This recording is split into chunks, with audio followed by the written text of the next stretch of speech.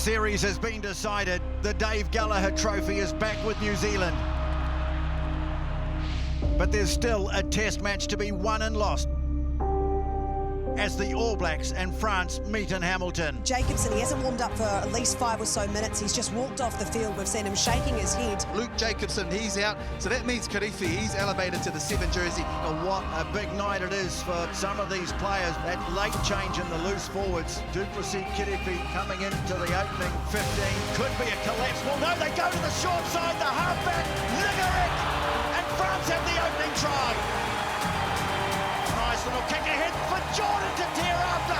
Gets the bounce. Oh, Will Jordan. All Blacks hit back with a Will Jordan special. Loose.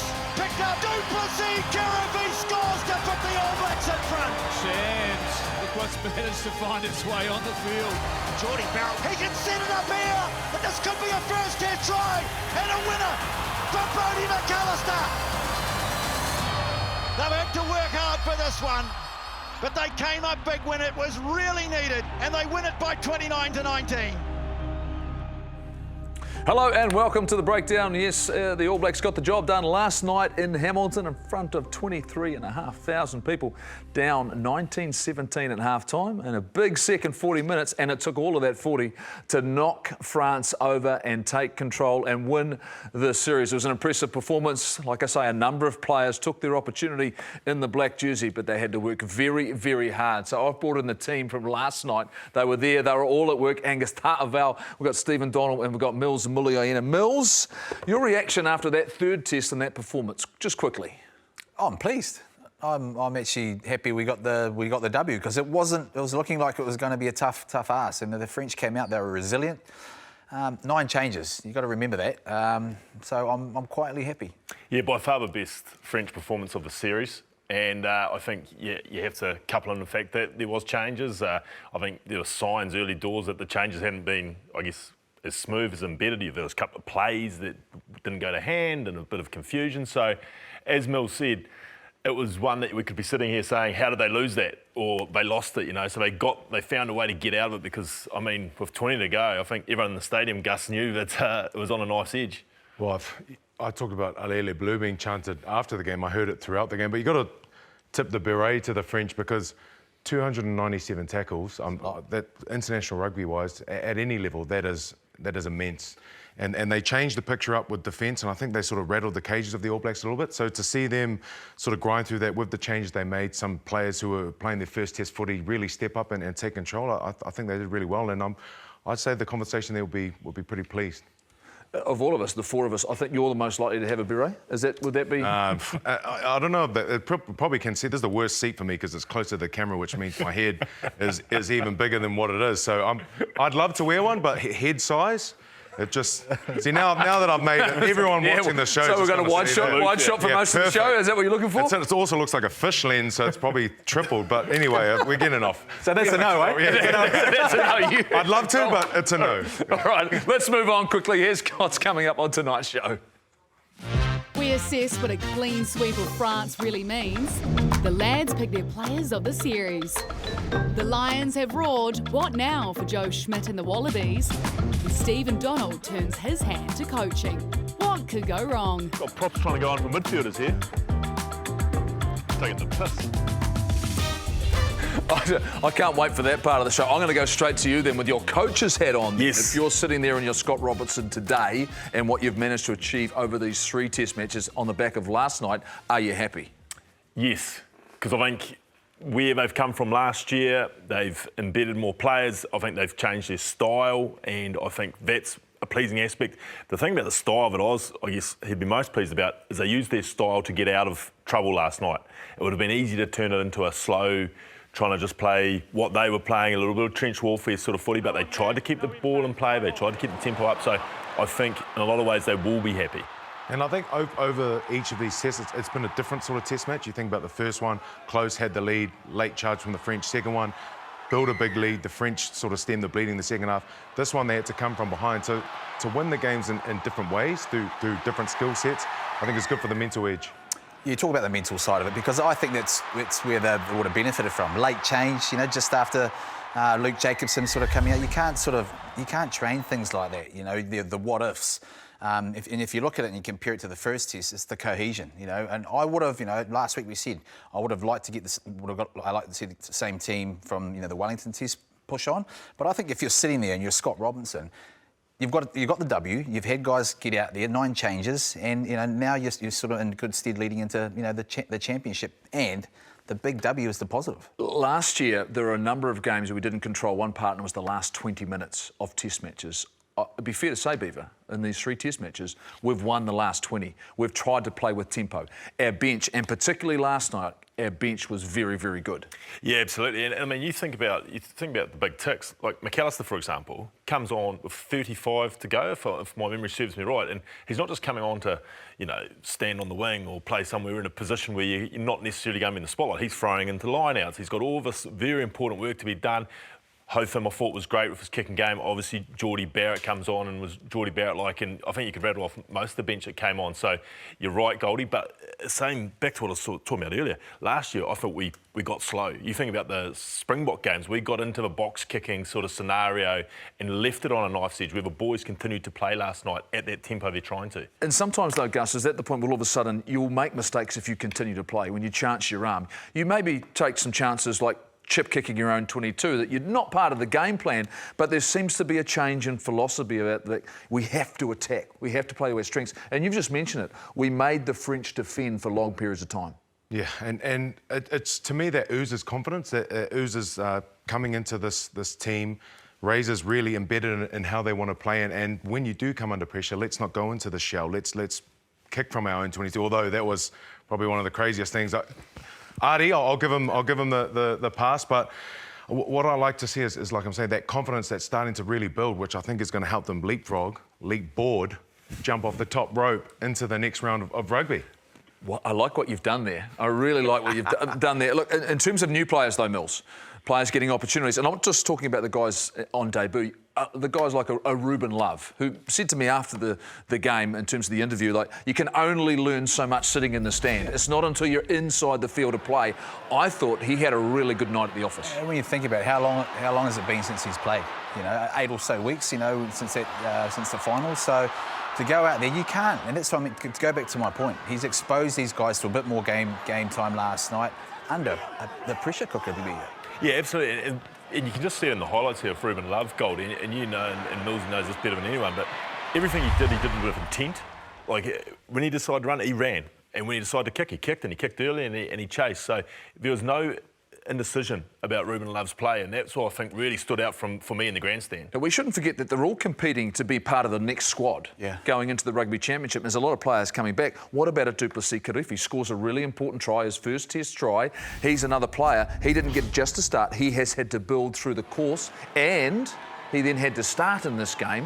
Where has he developed to, Gus? Well, I suppose he talked about prepping the whole week as if you're going to play, as if you're going to start, and he got that opportunity. And I think for him, the growth that I've seen even over the last 3 weeks, he talks about getting involved, having an impact on the game, and he did. Each time he got into a contact, he was willing, he was putting his heart on the line. Over the ball, try, that's from being there. That's from anticipating where the game's going and getting to the right spot. And when we're talking about a squad that's going to be updated into 36, I think he's done himself all the favours he needed to. He was a standout for me last night because he needed to step up and he had to play significant minutes in the 7 jersey, which is not easy. We'll all have players that we preferred and liked through the course of this series. For you, Mills, who was your standout? For me, I thought Holland was. Yep. I mean, Fabian Holland. I mean, if you think of where we come as a squad, really, you know, we're down in sort of locks. He started the first test. We all knew he had a massive engine, a hell of an engine, and he provided that. The Wellington, it just sort of grew. Last night, he was under a little bit of pressure, so he almost had a little bit more responsibility with Patrick Tuipulotu, you know, to be able to lead. But to have a shift like they did when they didn't have a sort of someone coming off the bench, I thought he was impressive. All it does, it brings up our stocks in terms of our locks. If you think of the guys that are injured at the moment, but I love this physicality, and it needed to be last night, especially against a French outfit that was Those phenomenal. are some impressive numbers. I mean, 44 to 46 tackles. I mean, if you're completing that and your tight forwards are doing that for you, you're going to have success defensively. For you, Beaver, who was a standout in terms of, you know, the way that they can impact the All Blacks? Yeah, I think the first 2 tests, he didn't play last night, but Cam Roygaard. Obviously didn't play much last year, but well and truly back, and well and truly our number one halfback. But here he's a threat, you know, and he's a threat because he's an intelligent footballer. That was when he recognised who was on. But this is what I've loved about him. He is controlling the tempo of the All Blacks. He's the, I guess, the key at the moment to that tempo and intensity that Razor's got them playing at. He's getting quick. His service has been great. His box kicking continued work on, as it is, I guess, for all our halfbacks, but it is well and truly improving. So, particularly that Wellington game, I thought he stood out. Yeah, I couldn't agree more. And the fact that you can see his maturity as a player as well, just getting more and more time. We know the talent was there last year. It gets injured, takes him a while to get back into his game, but looked really, really sharp. Gus, you and I are going to go with a bit of experience here. And he's been great all season, and Artie could not have been any better. I feel like he's set such a high standard that you forget as he puts on these brave performances and involved in everything. It's like, that's just the Artie we know, but the impact he has, and I talked about the confidence that he's grown. He's off the back of a massive Super Rugby for Moana Pasifika. I feel like his confidence just on another level. And when you need someone to go forward, his footwork, his mana, his heart, everything about this All Black jersey and about this man who took over the captaincy after Scott Barrett went down, I think I just can't look past him, mate. But also the comfort of that, the comfort of leadership. I think, you know, he's always been the guy that I suppose has filled in when guys have been injured. But I think he understands it a lot more now. You know, the more that he's had in that kind of role, he understands. He made a couple of mistakes earlier on, and we spoke about those kicks. He dropped a few balls, but he was able to go, hey, let that go, you know, and this is where the team has got to go. They had to grind out a win, and that's what was impressive about Ardie Savea's leadership last night, the fact that he brought the guys together, because it could have easily gone the other way. And look, obviously a clear leader in the group. He's a vice-captain when the captain, Scott Barrett, is there. I'm going to talk about the other vice-captain in Geordie Barrett. Now, we were all wondering how he might come back when he's been overseas and been out of Super Rugby playing in the Northern Hemisphere. I've seen things this year from him that we didn't see last year. There's a variety to his game. All of a sudden, there's an offload, his understanding how to run lines, to find players and support. I thought last year, Mills, he was far too direct. The fact that he was looking for contact. For me, now that was a massive play.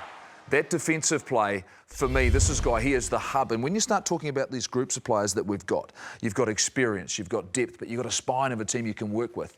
I mean, in terms of the development we were at, and we know what we've got coming up, I look at Geordie Barrett, I don't think we could ask any more from him in the 12 jersey. Man, he was good, and he's been good at that. Last night was fantastic, the way he came off that. But I think also, it's almost like he's got clarity in his role, and I think simplified things. You know, you've got to remember, there was a lot of that responsibility for him to actually clear out of our own half, given the big boot that he's got. I don't even think he's kicked throughout this whole series. He understands what he needs to do, and by understanding, he's got clarity because he's actually sort of say, I'm going to get rid of that, get rid of this, and I'll focus on 2 or 3 different areas. And those areas, man, he has been fantastic. Carry the ball, distribute as well, defensively. And if you look at that, you'd have to say you've got to give benefit to this time overseas, because I think it's just rolled onto that. He's gone over there, understood his role, done his role perfectly well. He's taken it to another level in Test match rugby. Yeah, and I think if you're lucky enough to be live at any of his tests, another part that goes outside of his actually playing is clearly he is the vice-captain, but you're starting to really notice his leadership. Whenever there's a break in play, it's him going around sort of pointing and talking to the backs. He's not one that's just... There's always groups and teams. You've got your listeners or you've got your leaders, and he's clear and obvious. When you see the broader picture at a ground, he's leading. And remember, he wasn't supposed to be part of this game. The fact that he was on the sidelines until we lost Caleb Clark, Ioane on the Friday. Well, if you're looking for someone reliable, you're going to look at Will Jordan, because Will Jordan scores tries. And I tell you what, in the Canterbury try time this week, it was outstanding. And this is your opportunity to get involved. And what you want to do here is scored by Will Jordan, the try, jersey number 14 last weekend. He made some lucky Kiwis very, very happy, taking home a share of $50,000. To get involved, just buy any Cadbury chocolate product, head to cadburytrytime.co.nz, upload your unique till receipt, and you'll get a random All Black jersey number. If your number scores the All Blacks' first try in the next game, you'll score a share of $50,000. Your jersey number's only valid for the upcoming game. 1 entry, 1 a day per receipt, Beaver, so you can't do multiple purchases. We know how much you love your chocolates. Get all the details, the terms and conditions on the website. And heads up, it's only for the New Zealand residents 18 or older. Head to cadburytrytime.co.nz. Let's take a look at his percentages. Just have a look at this. 42 tries, that's almost one every single game. Gus, you must love this as a forward to watch. This is what outside backs do.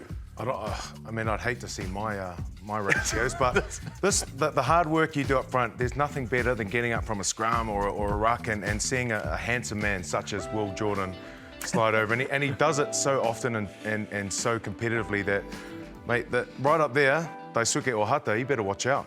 Because Will Jordan can go for 150 tests if he Yeah, wants. what are we thinking here? I mean, the fact that how important Will Jordan has become, but some players just have a knack for it, Mills, don't they? The fact that they've got a nose for the try line. And yes, it's helpful you're playing in a team that does like to use the ball, but he has a sense. He's the right place, right time.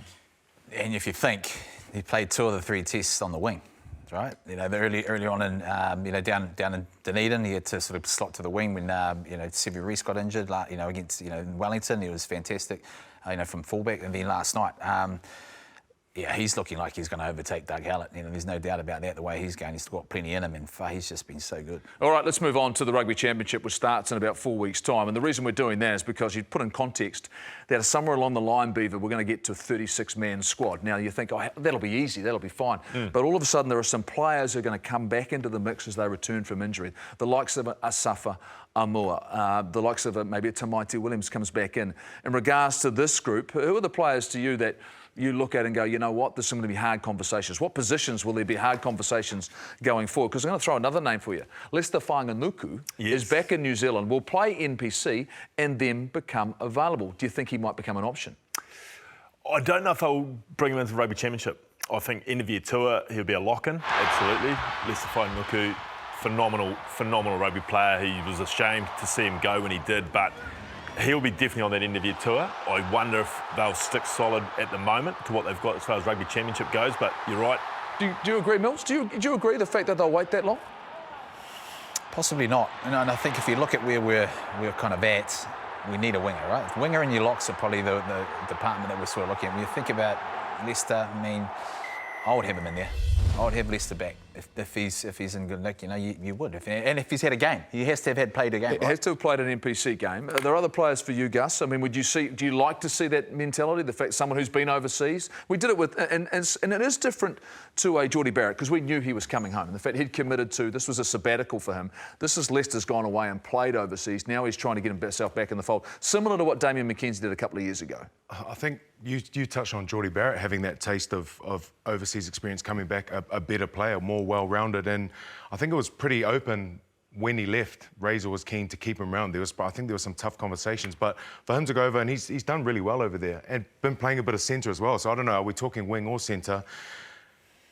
It's a nice conversation to have. It's a nice problem to have in Razor's room. What about the loose forwards? Because that was one of the areas pre this first team getting selected, Mills, of the fact we weren't sure you could fit everyone, and clearly you couldn't. Some players were ruled out for a variety of reasons. One of those is the likes of an Ethan Blackadder. We saw Dalton Papali'i get an opportunity last night. We've obviously that Luke Jacobson was ruled out in the warm-up. We've got a real depth here. Wallace Satiti comes back into the conversation. This is not going to be easy. Peter Lakai. Look, there's a lot of guys who I think initially, if they'd been fit, would have been in the squad. Yeah, 100%. And that's what's the beauty of it. We came into this against France thinking, well, where's the areas of concern? It was locks, possibly, and what it is, and the loosies. What's the combinations there? We've exposed a few guys there, so Titi will come back into it. So if I look at it based on last night, Luke Jacobson, he's under an injury cloud. So, whether he sort of misses out, going forward to get him some sort of game time. But he's got a core group there that he can go to. You talk about a Blackadder. I mean, does he fit in there? Dalton Papali'i, he came off the bench last night, was impressive. I suppose it gives you a bit of comfort that they're starting to grow that group. Is there anyone in this group that's been initially selected for the year that you see might move out? Well, like I say, when Asafa Amua becomes fit again, does that automatically give them the opportunity ahead of a Brodie McAllister, who did a really nice job in the difficult circumstances last night? Did you see that possibly? I can't see how you can't pick up more.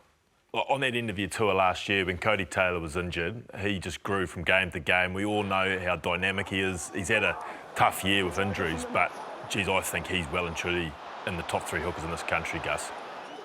He's earned the right, like you said, off the back of that. And in the past, there has been questions about the consistency of his set piece, the line out, scrummaging-wise.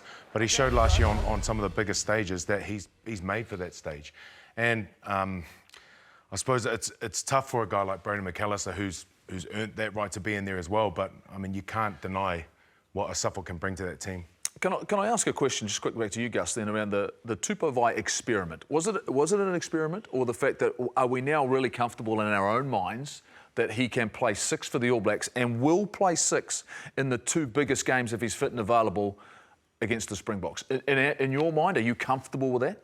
100%. I absolutely loved what he brought to those first 2 tests at 6, and being around Tupo when he was younger and seeing his growth and how mature he is and what he's become as a player, I love what he brings. Over the ball, line-out options. You know, we saw without him on there last night, there were a few little struggles, but he brings that level-headed mindset to that set piece as well as his footwork around the field. So I love him at 6. I just wonder what they will do in terms of, do they keep him as a lock and he's a 6, or is he 6 and they bring another lock through? Because I'm really interested in the whole balance of that loose forward trio, because you start thinking about, well, Wallace Satiti was a breakout player of the year last year, Mills, and then Christian Leawili played 2 games for the All Blacks and improved on both those. And last night they went, you know what, Luke Jacobson's gone down. Christian didn't play last night, but he was there if needed. Clearly they've got faith in him. So do you start looking a little bit more and going, well, Wallace starts looking at being a 6 as well again and covering? Where's the versatility in our loose forwards? I think you have got versatility there, but you got to also remember, Leawili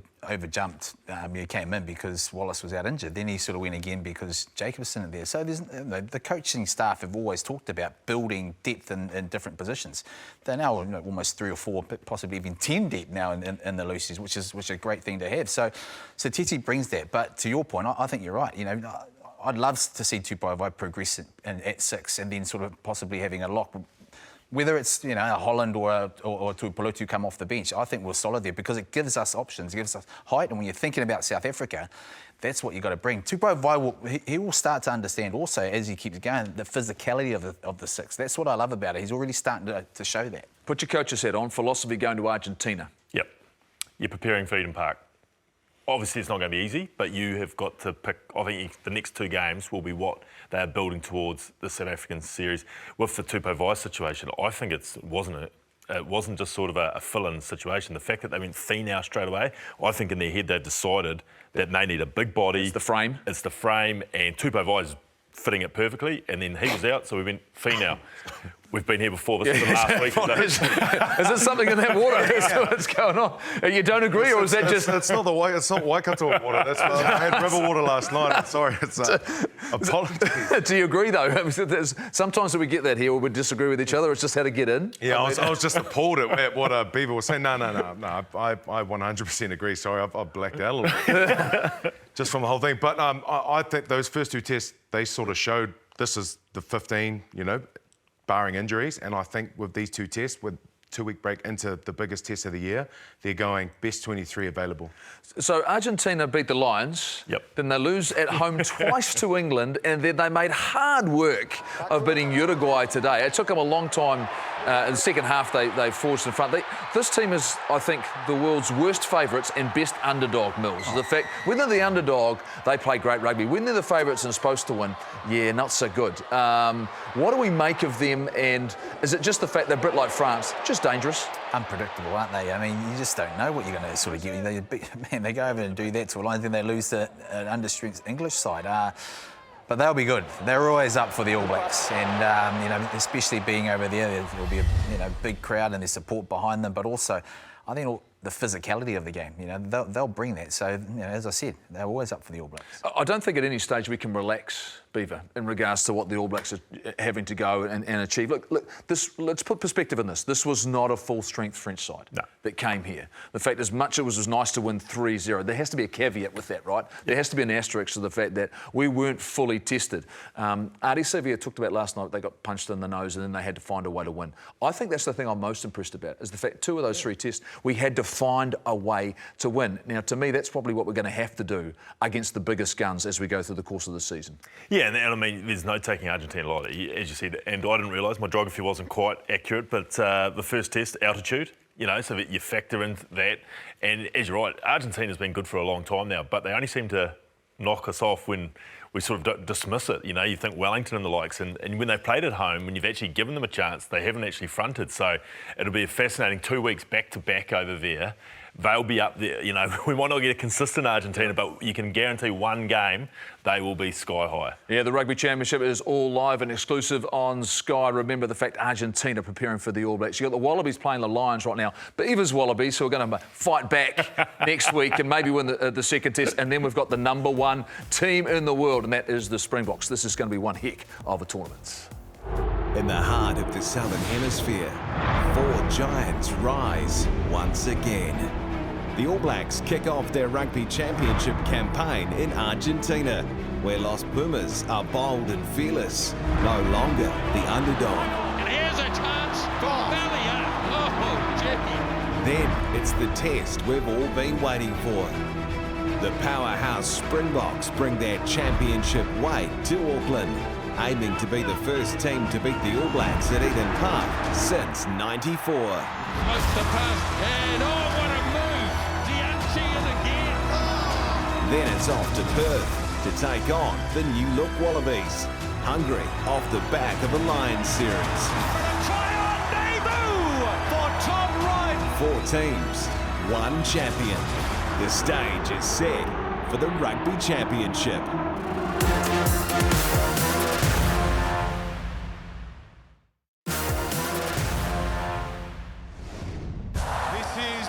Game 1 of the Test Series. The British and Irish Lions up against the Wallabies. We're on. Russell looks long, wide, right, and they get the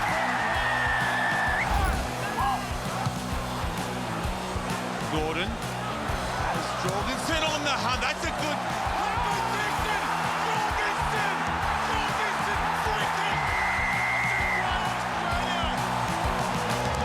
Be the dream start to the second half for the men in red.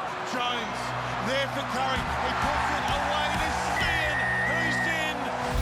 Already has 1 try off the bench. McDermott back against the traffic. Take McDermott.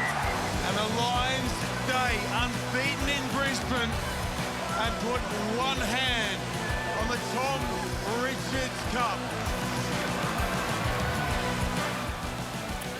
The Red Army continues on in Australia. They've been impressive leading up to the first test, and they were impressive one again. It was actually a sea of red in Brisbane. It was crazy as you looked at the stands, but an amazing atmosphere, but a dominant performance. So this week it goes to Melbourne, and they're anticipating at the MCG over 100,000 fans, which is going to be outstanding. Mills, Gus, Beaver.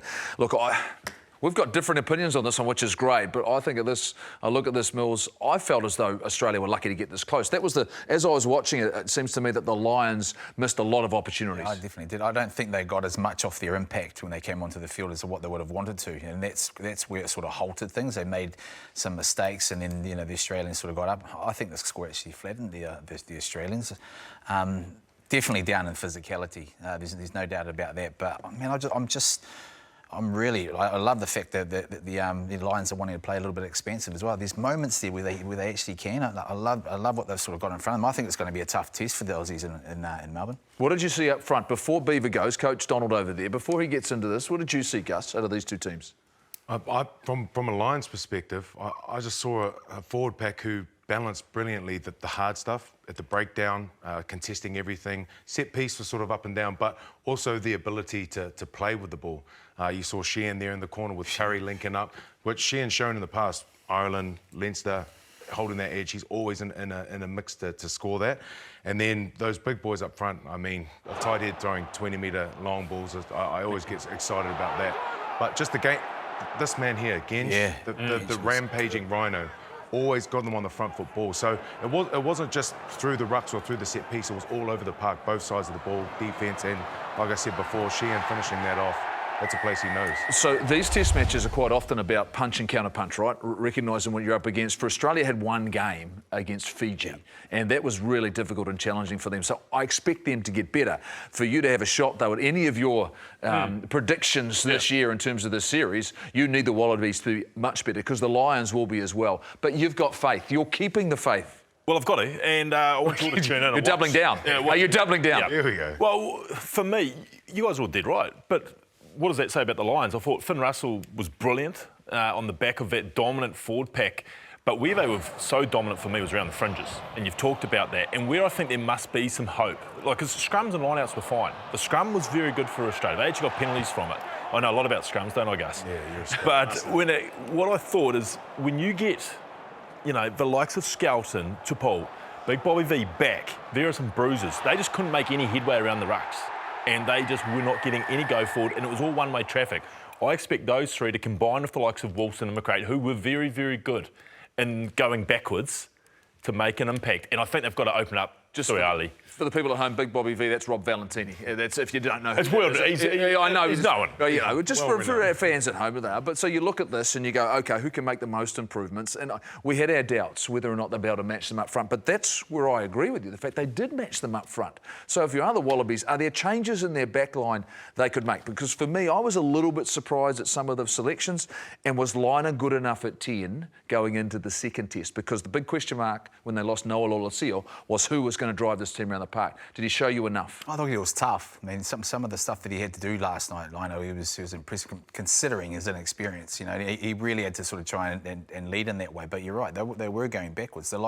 They just screwed them down. Even, you know, Curry, Byrne was fantastic. You know, so that's where they need that sort of muscle that you're talking about. But when you look on the other side, there's still plenty in the Lions. That's what gets me. You're talking about the expansive game, but the defence was fantastic. But they can also go to that sort of tight sort of game as well. And as I said, I don't think they've got as much out of their bench as when you're bringing on guys with like Porter and Kelleher. They've got so much experience.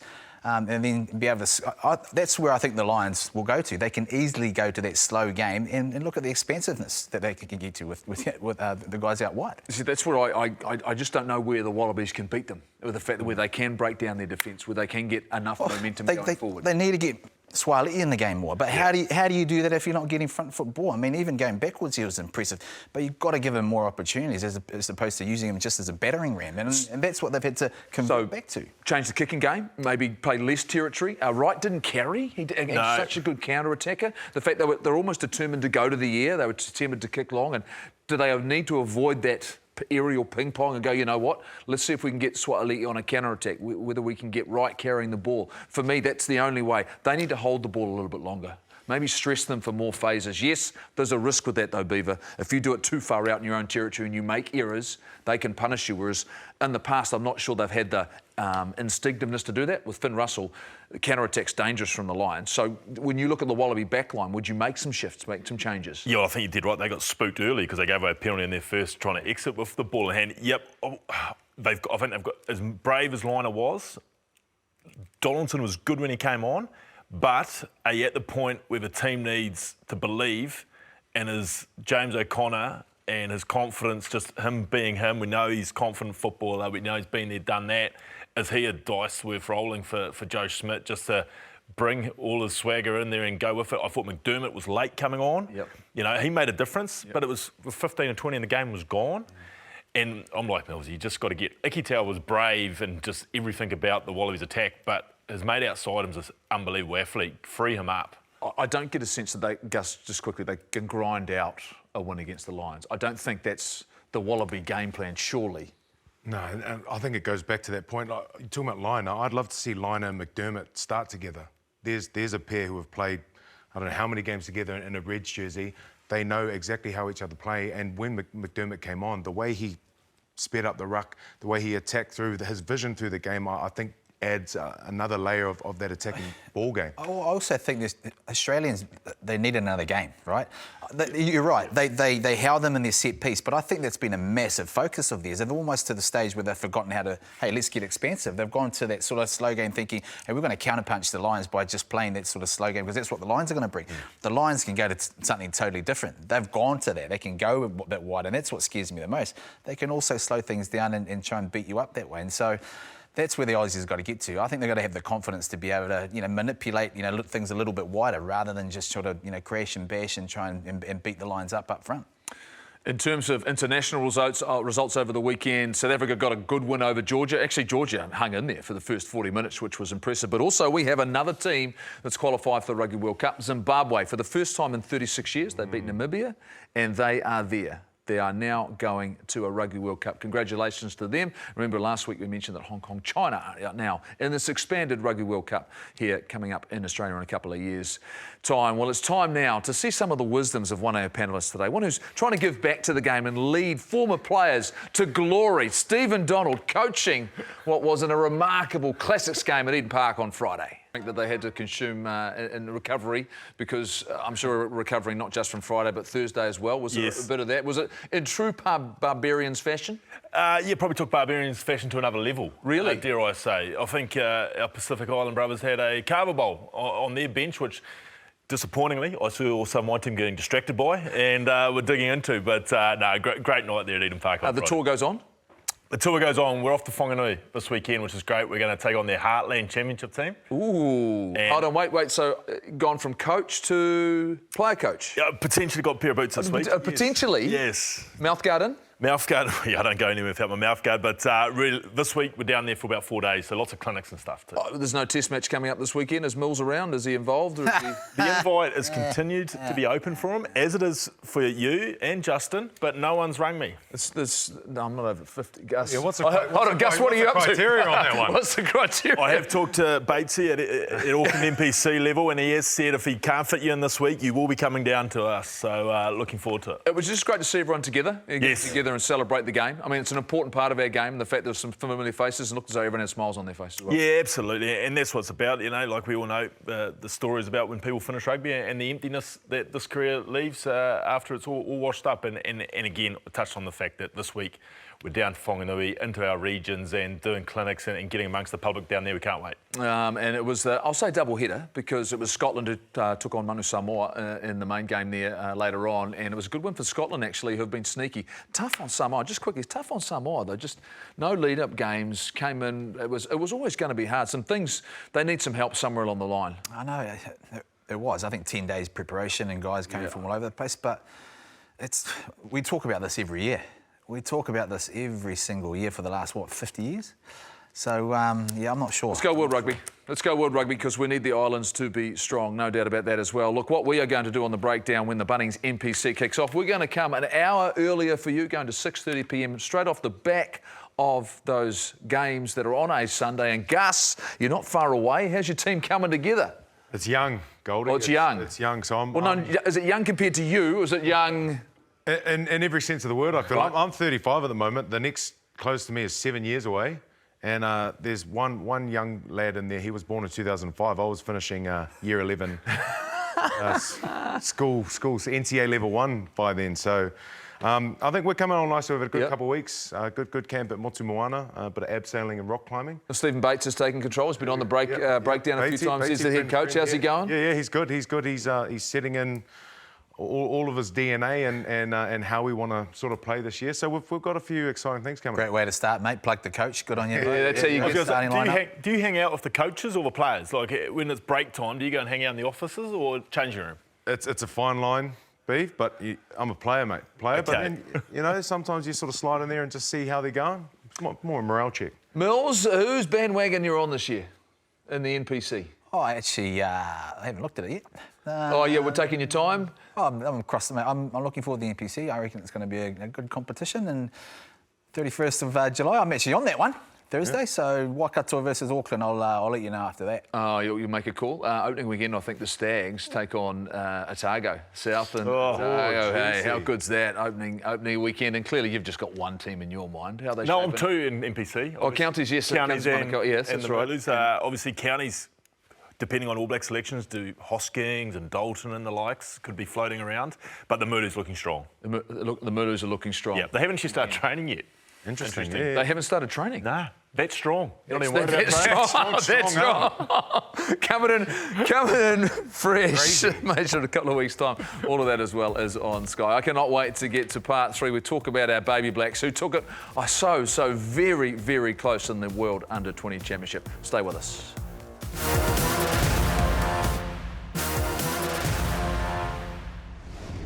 Welcome to Rovigo for this, the final act of what has been a gripping Italian rugby opera. New Zealand and South Africa, two of rugby's great rivals, to decide the 2025 World Rugby Under-20 Championship. There's the try line, and they get the score, South Africa. What a start for the junior Springboks.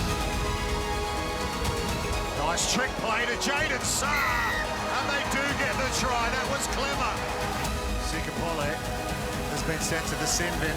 His yellow card has been upgraded to a 20-minute red card. Blindside, he's going to kick pass again, and they're onto it. It's Guillermo Mentu. The junior Springboks, World Rugby Under-20 champions once again.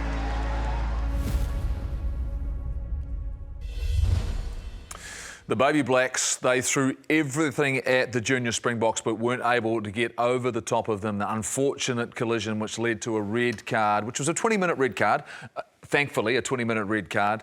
The Springboks suffered a yellow card of their own. This Baby Blacks team, Mills, they were in the fight. Challenging conditions, really, really hot. Look, there were moments, opportunities. This was a hard-fought battle. I think overall, from me, my perspective, I think this is a successful campaign. Yeah, 100%. Oh, I think they were. I mean, you've got to remember they won the championship as well in South Africa, but this was a very good Springbok side. Big size, they're open to get expensive. And the red card, mate, that similar time to the yellow card as well. So, I mean, they deserve to win, the Springboks. And the shoulder-on-head collision here, Gus, I mean, this is one of those things for forwards. If you look at this here, very, very difficult as a player to control that contact, isn't it? 100%. You're taught when they come in, get your body height, lower it, and we talk about mitigating factors. If he's falling into that and your head's down looking to get a low chop, I mean, it's hard to control. I think there was a mitigating factor in that last one. This one here, I did not think it was a yellow card. I mean, I don't know. I know he got him on the head. I did not think that sort of warranted a yellow card. He's gotten low. Yeah, there's no doubt the collisions are such a difficult area for you, Beaver, when you look at those. But I don't think they impacted the game. I think both teams, when you watch them play, had plenty of opportunities. Free-flowing, played, like I say, in really, really hot conditions, which I'm not sure that helped the Springboks. I thought they were impressive. I really do. I mean, I think of the way that they played. You mentioned it. They had some great players on the outside, offloading. This was a really good test. But I think in terms of us growing and looking at a group, because we've struggled in this tournament in the last few years, right? This was a nice little marker for me in what we've got coming through. Yeah, absolutely. The fact that we're in the final, and I don't know from probably in the past, that's not a success, but where they've been in the last few years, it certainly is. And, I think I've read enough and seen enough that South Africans, they're all part of the Russie grand plan. They all come into camps and things like that at the start of the year, and they're all on the same sort of systems and what have you. So this is a success. Yeah, and they did that without they took away their head coach. They decided that Milton Hakey moved on, he moved away. So I think in a campaign, they're going to get better from this. It's the first time since 2017 they've been in the final. So, you've got to look at our development and you start looking at some of these players. Rico Simpson, pretty well, who ended up going from fullback to first five. They had some adversity in terms of injuries. When you look at them play, do you like what you see? 100%. If you keep hanging around, you'll keep playing with more of these guys. Well, yeah, I know. They seem to keep popping up out of school. I know Rico Simpson, Sikapole, who's a great, promising young Lucy, obviously feel for him. But there's also a few of those guys who can back it up next year if they're still available, if they haven't reached higher honours with Super Rugby and the thing like that. So it's definitely a step in the right direction. But you also got to commend South Africa. 13 years since their last one. I was going to say that, yeah. And man, they were impressive. Like, the Baby Blacks are taking that line, the heart that they showed on defence. Well, beret, I don't know what they were in South Africa, but we'll tip whatever it is to them. Look, I want to now focus on what's happening next week, and that's obviously no All Blacks that are in action, but the Lions have got two games, two in Melbourne. One is on Tuesday at Marvel Stadium, and that's against the First Nations Pasifika side. So in regards to this tour, and as it keeps going on, Mills, the fact that I suppose it's important for the Lions now that they don't get distracted. The job at hand, yes, is next Saturday against the Wallabies, but they've still got to keep taking care of business. This will be an interesting matchup. Yeah, and there'd be guys vying for positions as well. Yeah. And not just, I mentioned about the bench, but also to try and prepare themselves to a starting line. I like this, but I also like the fact that I'm keeping an eye on the Wallabies as well and sort of how they react, especially leading into the championship, because these are tough test matches against the Lions. The intensity's right up there, so not only just watching the Lions, I'm thinking a bit more forward in terms of the championship, Beaver, with the Wallabies. Beaver, I want you to focus on the Saturday, because your team needs to win. I think for you to stay in the fight here, you've doubled down to the top of the show. Yes. Go again here. No, I think Millsy touched on it. the bench. That's where I think the Wallabies will look at it and go, we got some pay in that last 20 minutes. How did we We get got some pay. How did we get got that? some pay over there. The we is back. I'm talking for the Wallabies, Wallabies. the we is He is back. the we. Hey, He is the you're we. dead right. And Big Bobby V, he'll bring it all. Big Bobby V. So all of a sudden, you've got belief in all the things that you've seen this year. And we saw some of the best out of Australia in Super Rugby. We started seeing some of these guys. But we're now asking them, we are now asking them to step up. Well, let's be honest. After the first 5 games of this tour, and it was 20-5 at one point last night, we thought, here's a cricket score. And it wasn't. And so they've got to focus in on that and take the positives from that, Goldie. He's looking in the thing. That's what you do. You hang on to the things you need to see, Gus, don't you? They go, that's it. I'll hang on to those. What should they be hanging on to? Or what should the Lions do going into this week? Would you make changes for the Lions? If you've got some guys you know are good enough, would you make changes? Run the gauntlet with what you got. I think you backed that up because you talk about those 5 games beforehand. What was the average score? About 50? About 50. And you know, these are teams where maybe they had a week to prepare, super teams without their best players, whereas this was a Wallaby side who has spent some time together. So we talk about All Blacks getting a little punch in the face. Well, the Lions got a little wake-up call. I just think there's too much class. I think you got to run back. Huey Pilotu. I don't ever think a Scottish 10-13 would be so influential, but I'm loving the wizardry of Finn Russell and the Huey Pilotu. It's beautiful. So you've got the Wallabies. Who have you got here? I've got the Lions. You've got the Lions. Who have you got? I've got the Lions. Brave, The guys. Lions as Real well. brave of you. Brave. I'll tell you what, I'll come for the ride. I'll get on the Beaver train for 1 week. I'm not here next weekend anyway. I'm going away, so I'm not in charge. I'm going to get on your train. I'm coming with you. Welcome, I'm Jeff. hoping it's 1-1 because wouldn't it be an outstanding finish if you got a decider in the 3rd test? As well, we've got Whanganei boys taking up Rosmini as well. Thanks, Gus. Thanks, Beaver. Thanks, Mills. Good luck this weekend. Looking forward to seeing what happens. And we'll see you guys next week.